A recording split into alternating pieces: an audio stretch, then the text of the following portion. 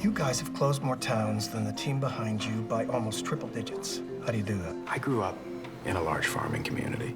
Tractor pulls, cow tipping. We had a caterpillar plant.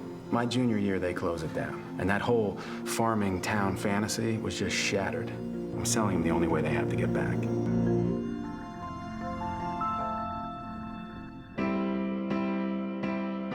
Focus Features' new film Promised Land reunites Matt Damon and Gus Van Sant, the creative team behind the Academy Award-winning film Good Will Hunting. And action. I know from 15 years ago when we were making Good Will Hunting, Gus really favors reality in the things that he makes. I just trust the guy so implicitly. And I told him that I'd co-written something and that I thought it was really great. And 2 hours later, there was a message from Gus saying he wanted to direct the movie. I assumed that if Matt was involved, that it was something that I probably would like. I almost, said yes before I read it. Working together is pretty much just shorthand. He's able to understand what I mean without me saying too much. The director and the star have set the vibe on the set, and Gus and Matt have a great chemistry with each other. Every movie he's done, I think, is perfect and a piece of art. So you get to see why those movies are so good when you're with him. He doesn't like artifice at all. The first day I came to set, he went, "Were you wearing makeup?" I was like, "Well, yeah, I think they put a little bit on." He goes, "Nah, we shouldn't do that." He's that kind of filmmaker. It's great. He just has this really fine-tuned truth meter. I think it really empowers all the actors.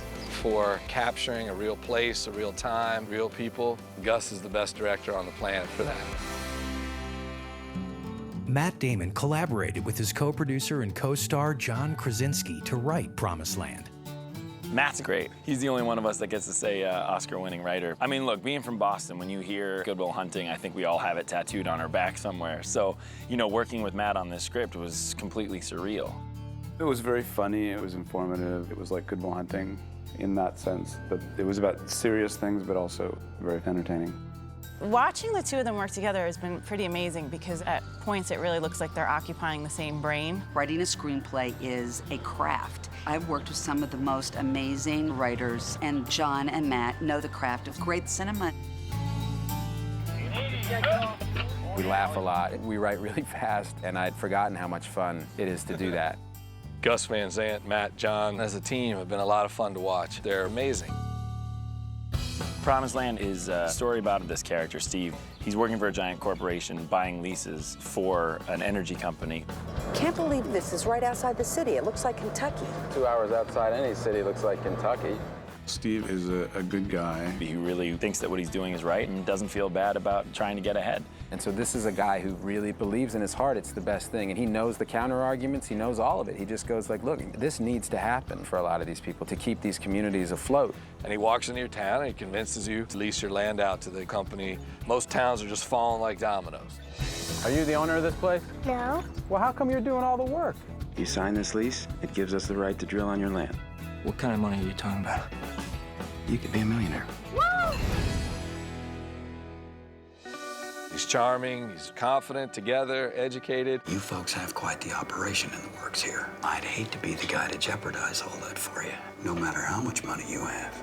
It's a one-time offer. Don't get up. I've been at this table before, and it does not end well.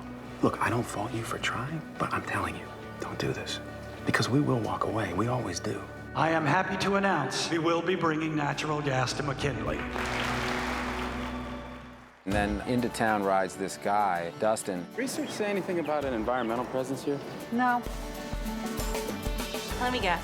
40, married, marketing, and 2 kids. 38, stripper / waitress, but born to be a singer. I'm a teacher. No, I was talking about me. You want to see a dance? It's $100. Hi, everybody. I'm here because my farm is gone. The land just turned brown and died. If it's happened to one of us, it can happen to all of us. Usually it's a very quick process, but in this case, the town decides that they want very little to do with this company. The town is going to put it to a vote in 3 weeks. What the hell happened? You were supposed to get in, get out. Stephen and I can handle this, sir. It's all or nothing. My character, Dustin, and his character, Steve, are on different sides of the issue, but then immediately find it much easier to just compete against each other as men. We're a $9 billion company. Okay, do you know what we're capable of? All I see here is you and me, Steve. And one of us is a lot more confident than the other one. one of us is about to get punched in the face. Alice is a teacher in this small town, and she's living on the family farm. She's something that Steve feels really strongly about and someone that he doesn't want to let down. She's here without a man and without a family. Get my friend one of those fancy imported beers, maybe like a granola bar. Any jab with his eggs. To beat you? Yeah. Hey, there she is. You ready to go? Yeah. And she encounters these two guys and sort of works a little magic on both of them. Who knows? With all of our cast, we got everybody that we wanted, and now we're just kind of cutting loose and letting them go. Matt's incredible. He's the greatest type of success story in Hollywood. He has this great quality where we can, where we believe him and we trust him, you know. We can feel like he's representing us. He's the great everyman. He's an incredibly kind, generous, fun-loving person who really loves what he does. Working with John in the scenes, I thought, man, this guy is amazing. He is really, really funny. I mean, he was great. I think people are just going to be really surprised. He's this enormously talented writer and producer. It's just high-quality work in every department from him, and I think it's going to raise a lot of eyebrows. Guns, groceries, guitars, and gas. God, I wish I'd thought of that. And when we were writing it, John said, "Who do you think of for Sue?" And Frances was the first person I said. And so we sent Fran the very earliest draft of the script that we were willing to show anybody. House? No, but I'm in room 23 if you're desperate. Jesus, Sue. In every single take, she's bringing this purity and an intensity that is not only perfect for the role, but everything we wrote and more. So she did things that we never could have written, that we never could have anticipated, that are better than anything we could have come up with. And her performance is so layered and so nuanced. It's just so Fran. And she does it at a level that's really just, there aren't many people who can operate at that level. It's like a master class in acting. I could watch her all day long. You're a good man, Steve. You have so many of the qualities we need more of these days. I just wish you weren't doing this. Hal's amazing. He's 88 years old. I mean, he really is the character. It's the best of what we were. He's got this incredible sturdiness, and then at the same time, he's very vulnerable. In some magical way, he embodies both, which is astonishing. Quite a house. Yeah, for such a single lady. Huh? I didn't say that. Yeah, you didn't have to. I was expecting you to have way more cats. We had this incredible cast, and Alice was the last piece that we were trying to get. We read with different people, and we actually filmed different people, but Rosemary just was her. Her chemistry with Matt and the ease with which she is able to perform is astounding. In order to tell the most authentic story possible, filmmakers decided to shoot Promised Land in rural Pennsylvania, using the real locations and real residents of the area. We're on the main street of Avonmore, Pennsylvania. It's a small little farm community, not too far from Pittsburgh. If you put actors and the crew and the writers in the actual place where it's happening, and you cast extras with actual people from the small towns, they're better. Well, shooting in Pennsylvania has been unbelievable.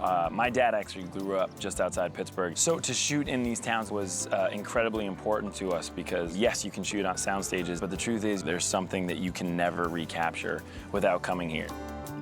It's really meant to be Anywheresville, USA, because the theme's really a question about all of us. The point was, we came here for all these people to be part of it. Guys, girls, kids, adults, just the real thing. And even if they haven't been in a movie, fantastic. I want you, I want your energy. I'm from a little town called Slickville. It's about 9 miles south of Avonmore. I live in Tins Mills, which is maybe about 2.5 miles away.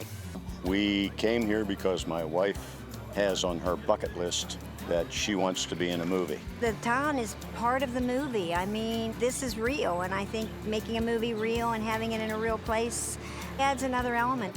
We've been treated as well as you could be treated. It's a whole hell of a lot of fun. We've been doing a lot of joking around and got to high five Matt. No, that was cool. There's a real down-to-earthness in the people and a realness. Shooting a movie about the state of the country, you might as well go out in the country and shoot it where it's actually happening. I want them to be glad we came, I want them to wish we would come back, and I want them to watch the movie and be happy that it's shot here.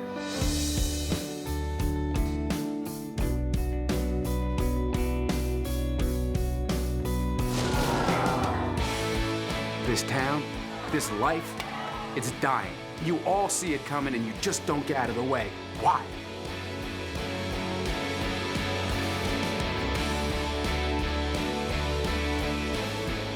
I hope people laugh. I hope people get choked up. I hope people love these characters as much as we do.